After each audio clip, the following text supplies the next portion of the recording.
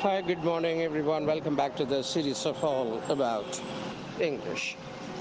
Disgruntled அப்படின்னு ஒரு வார்த்தை இருக்கு. It is an adjective. Disgruntled அப்படிங்கிறது அது என்னன்னா angry and dissatisfied அப்படின்னு சொல்லலாம். அதாவது அதிருப்தி அடைந்தவர்களை disgruntled person என்று சொல்லலாம்.